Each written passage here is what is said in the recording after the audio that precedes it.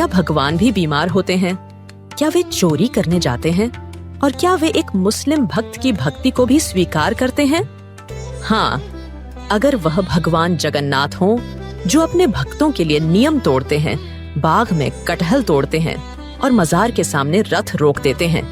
यह कोई साधारण कथाएं नहीं, ये है जगन्नाथ जी की सबसे अनोखी लीलाएं। तो वीडियो को अंत तक ध्यान से देखिए, क्योंकि अंत में है एक ऐसा सवाल जो आपकी श्रद्धा को परख लेगा। पहली कथा, भगवान जगन्नाथ क्यों होते हैं बीमार? हर साल भगवान जगन्नाथ कुछ समय के लिए बीमार हो जाते हैं और 15 दिनों तक उनकी सेवा और इलाज किया जाता है।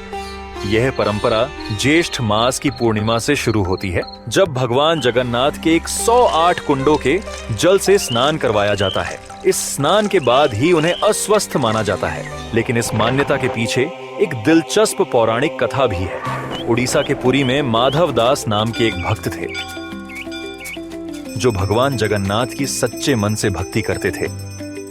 एक बार माधव दास को तेज बुखार और दस्त की बीमारी हो गई।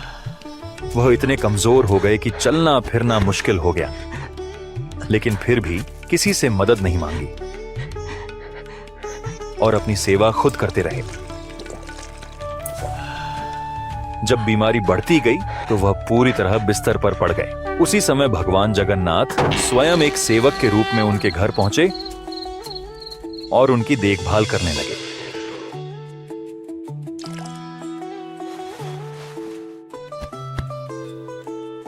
कुछ समय बाद जब माधव दास को होश आया तो उन्होंने देखा कि उनकी सेवा करने वाला कोई और नहीं बल्कि स्वयं भगवान जगन्नाथ हैं।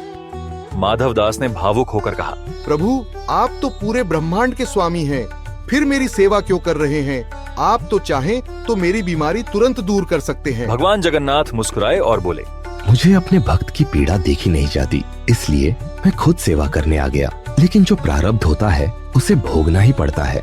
पर मैं तुम्हारे बची हुई 15 दिनों की बीमारी अपने ऊपर ले लेता हूँ। कहते हैं तभी से हर साल भगवान जगन्नाथ 15 दिनों तक बीमार रहते हैं और उनकी विशेष सेवा की जाती है। जब भगवान अपने भक्त की बीमारी तक खुद झेल लें, तो जरा सोचिए, अगर वही भगवान अपने भक्त के साथ मिलकर चोरी करने निकले तो कैसा लगेगा? दोस्तों, आज की कहानी है भक्त माधव दास और भगवान जगन्नाथ जी की, जिसमें भगवान ने अपने प्रिय भक्त के साथ कटहल चोरी की लीला रची। माधव दास जी भगवान जगन्नाथ के अनन्य भक्त थे और उनके साथ सखा भाव रखते थे। भगवान भी उनसे विनोदपूर्ण लीलाएं किया करते थे। प्रभु, आप आज उदास क्यों लग रहे हैं? क्या बताऊं माधव, साल बीतने वाला है लेकिन अभी तक कटहल खाने को नहीं मिला। राजा जी के बाग में कटहल खूब पके हुए हैं। अगर तुम साथ दो तो आज रात जाकर कटहल खाएं। प्रभु, जब मैं छोटा था तब पेड़ पर चढ़ सकता था, लेकिन अब तो बुढ़ापा आ गया है। मेरे हाथ पैर कांपते हैं, कैसे चढ़ूंगा? माधव दास जी, चिंता मत करो, हम तुम्हारी मदद करेंगे। तुम्हें चढ़ने में कोई कठिनाई नहीं होगी। माधव दास जी सहमत हो गए और फिर आधी रात को भगवान जगन्नाथ और माधव दास जी चोरी छिपे राजा के बाग में पहुँचे।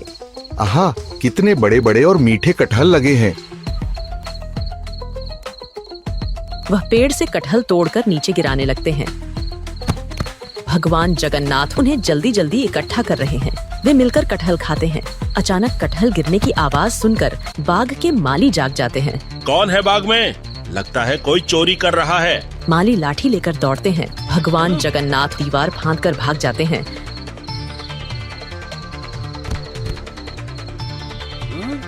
लेकिन माधव दास जी पकड़े जाते हैं। चोरी करते हुए पकड़े गए। अब देखो तुम्हारी खबर कैसे लेते हैं। प्रभु, आपने तो भागकर जान बचा ली, लेकिन मुझे पकड़वा दिया। रात भर माधव दास जी को बांध कर रखा गया और सुबह राजा के दरबार में पेश किया गया। अरे, यह तो मेरे गुरु माधव दास जी हैं। राजा तुरंत सिंहासन से उतरकर माधव दास जी के चरणों में प्रणाम करते हैं। मुझे क्षमा करें गुरुजी, मालियों ने अनजाने में आपको बांध लिया। मैं उन्हें सख्त सजा दूंगा। राजन, मालियों ने कोई अपराध नहीं किया। उन्होंने तो अपने कर्तव्य का पालन किया है। उन्हें सजा नहीं बल्कि इनाम मिलना चाहिए। राजा प्रसन्न होते हैं और मालियों को 12 बीघा जमीन का इनाम दे देते हैं। गुरुदेव, अब तो बताइए, आधी रात को बाग में आप क्या कर रहे थे? राजन, ये सब तो तुम्हारे ठाकुर जी की लीला थी। वे कटहल खाने की जिद कर रहे थे तो हमें चोरी करनी पड़ी। राजा भावुक हो जाते हैं और मन ही मन भगवान जगन्नाथ के प्रेम में डूब जाते हैं। हे प्रभु, मेरे सौभाग्य कि आप मेरे बाग में पधारे। अब यह बाग आपकी सेवा में समर्पित है। राजा एक ताम्रपत्र पर लिखकर बाग को भगवान जगन्नाथ को दान कर देते हैं। इस तरह भगवान ने अपने प्रिय भक्त माधवदास जी के साथ लीला रचाई और राजा ने प्रेम पूर्वक भगवान को अपना बाग समर्पित कर दिया। ये कथा हमें सिखाती है कि भगवान अपने भक्तों के साथ मित्रवत व्यवहार करते हैं और उनकी हर छोटी बड़ी इच्छा पूरी करते हैं। अगर आपको भी लगा कि भगवान और भक्त की ये कटहल चोरी की जोड़ी सुपरहिट है, तो वीडियो को लाइक करें और कमेंट में लिखिए जय जगन्नाथ। जब भगवान सखा बनकर अपने भक्त के साथ चोरी भी कर सकते हैं, तो क्या वे धर्म की दीवारें नहीं लांघ सकते? आइए मिलते हैं सालब से, एक मुस्लिम भक्त जिसकी भक्ति के आगे रथ भी रुक गया। तीसरी कथा, मुस्लिम सालब की कथा। जहांगीर के समय कुल्ली खान उर्फ लाल बेग, जो एक मुगल सूबेदार थे, उड़ीसा में एक ब्राह्मण विधवा से विवाह कर बैठे। इस हिंदू मुस्लिम परिवार में जन्मा बालक सालब बचपन से ही भगवान कृष्ण की भक्ति में डूबा रहता था। बड़े होकर सालब ने मुगल सेना में नौकरी कर ली। एक युद्ध के दौरान वे बुरी तरह घायल हो गए और घर आए। उसकी मां घबराई हुई पास आती है। बेटा, भगवान जगन्नाथ से प्रार्थना करो, वे तुम्हारी रक्षा करेंगे। सालब ने पूरी श्रद्धा से भगवान जगन्नाथ से प्रार्थना की, हे प्रभु, मेरी रक्षा करे। युद्ध में बुरी तरह घायल सालब ने भगवान जगन्नाथ से प्रार्थना की और भगवान ने उसे स्वप्न में दर्शन देकर आशीर्वाद दिया। सुबह होते ही चमत्कारी रूप से सालब पूरी तरह स्वस्थ हो गया। इस घटना ने उसकी पूरी जिंदगी बदल दी और उन्होंने अपना जीवन भगवान की भक्ति और भजन गाने में समर्पित कर दिया। धार्मिक नियमों के कारण भगवान जगन्नाथ के मंदिर में गैर हिंदुओं का प्रवेश वर्जित था। इसी कारण सालब को जीवन भर मंदिर में प्रवेश की अनुमति नहीं मिली। मंदिर में गैर हिंदुओं का प्रवेश वर्जित है तो मंदिर नहीं जा सकते। लेकिन मैं भगवान जगन्नाथ का भक्त हूँ, क्या मुझे उनके दर्शन का अधिकार नहीं? सालब को मंदिर में प्रवेश नहीं मिला, लेकिन इससे उसकी भक्ति कमजोर नहीं हुई। भगवान के दर्शन की अधूरी इच्छा लिए वे कुछ समय वृंदावन में रहने चले गए।